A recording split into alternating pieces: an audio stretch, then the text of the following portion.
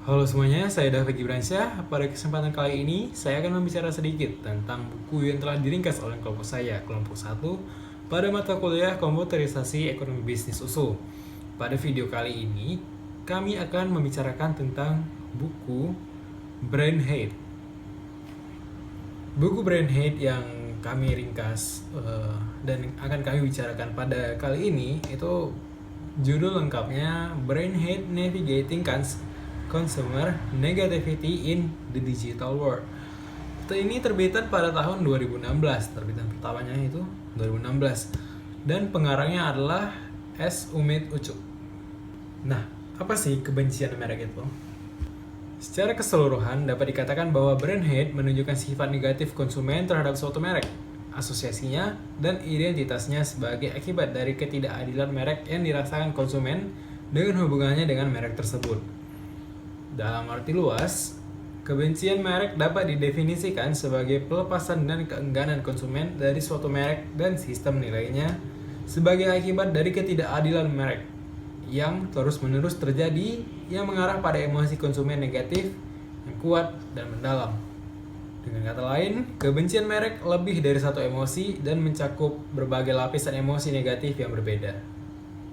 Tipe-tipe kebencian merek. Dengan demikian, konstruksi kebencian merek konsumen ini dapat dikelompokkan menjadi dua jenis sebagai berikut. 1. Sikap kebencian merek. Jenis kebencian merek ini hanya menunjukkan keterikatan emosional yang negatif. Konsumen mungkin berbagi perasaan ini dengan teman dekat dan keluarga mereka atau terkadang merahasiakan emosi mereka. Yang kedua, perilaku kebencian merek. Mengekspresikan emosi negatif, antipati, dan kebencian secara lantang terhadap suatu merek di depan umum. Indikasi perilaku tersebut dapat dibentuk dengan memiliki situs kebencian merek, keterlibatan dalam diskusi kelompok pembenci, memposting keluhan di situs pengaduan pihak ketiga tentang merek, atau sekedar menjadi aktivis anti merek. Kemudian ada kebencian merek dan anti merek. Ketika seorang konsumen memutuskan untuk mengakhiri hubungan mereka dengan suatu merek dan terdapat ketidaksukaan konsumen yang kuat terhadap merek tersebut, hal ini pada gilirannya meningkatkan kemungkinan konsumen untuk terlibat dalam perilaku anti merek yang menargetkan merek tersebut. Semakin kuat hubungan konsumen sebelumnya dengan merek, kritik mereka mungkin akan semakin keras dan keras. Dan kesediaan konsumen untuk terlibat dalam aktivitas anti merek dapat meningkat.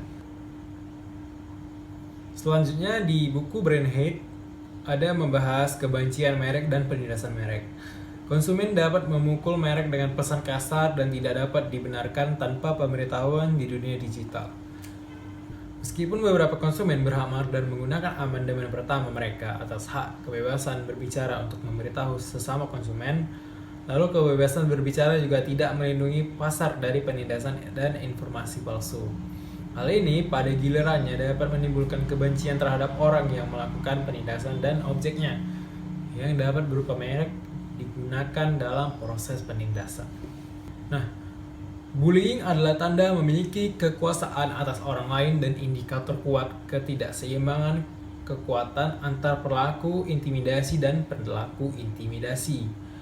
Penindasan melibatkan penghinaan yang teratur dan berulang, meremehkan dan mengintimidasi orang yang dibully, dan pada akhirnya menciptakan kebencian yang kuat dan dipegang kuat terhadap para penindas.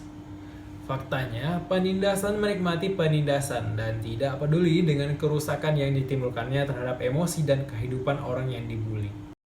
Nama saya Juladi Putra S. Saya seorang mahasiswa Universitas Sumatera Utara, program studi manajemen Fakultas Ekonomi dan Bisnis.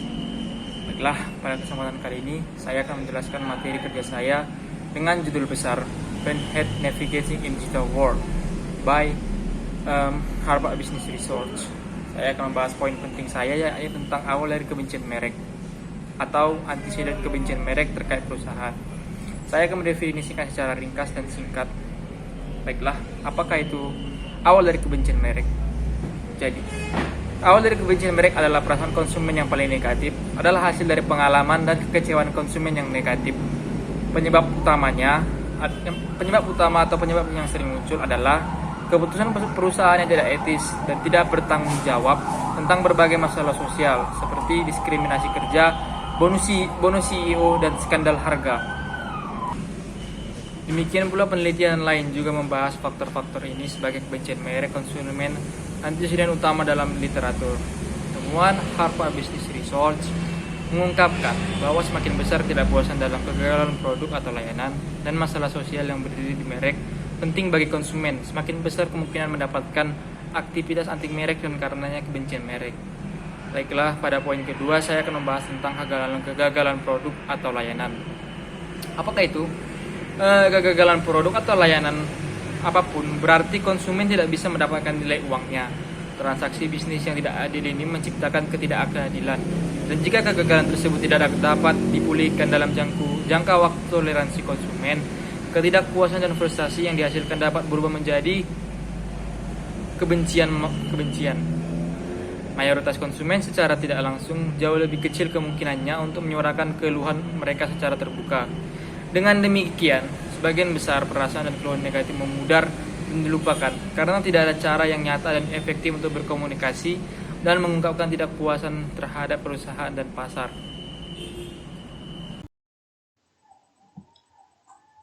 Konsekuensi kebencian merek, pengaduan konsumen dan uang negatif.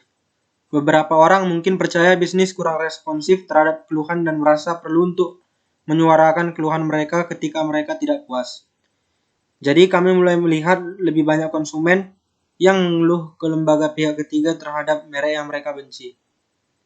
Jika perusahaan tidak dapat memenuhi harapan konsumen, hal itu pada akhirnya akan menimbulkan emosi negatif yang kuat dan kebencian terhadap merek di tingkat pasar makro juga.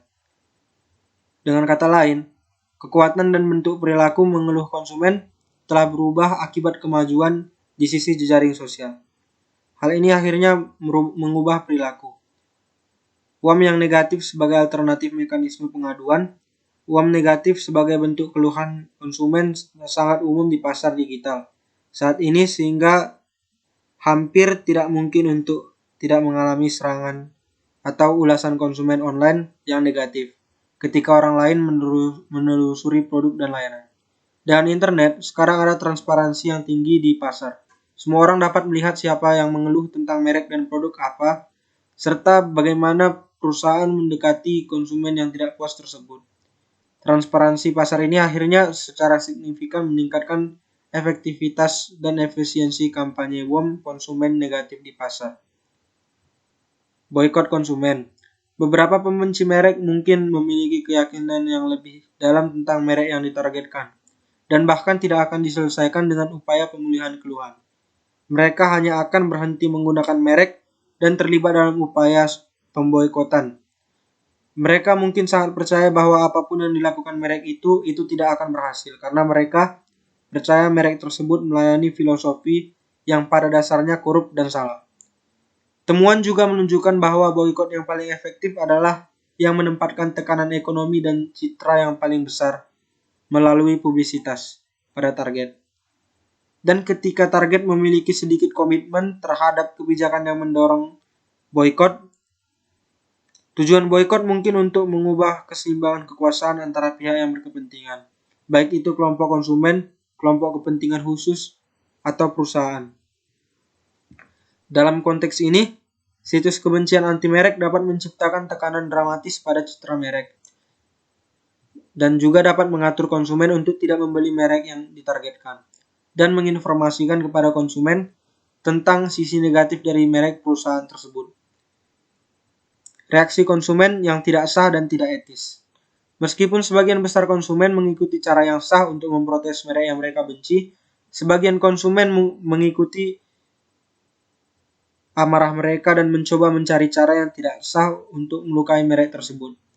Hukuman merek semacam ini lebih dari sekedar menciptakan tekanan sosial pada merek melalui UAM atau tekanan ekonomi melalui boikot dan bentuk lain dari gerakan anti konsumsi.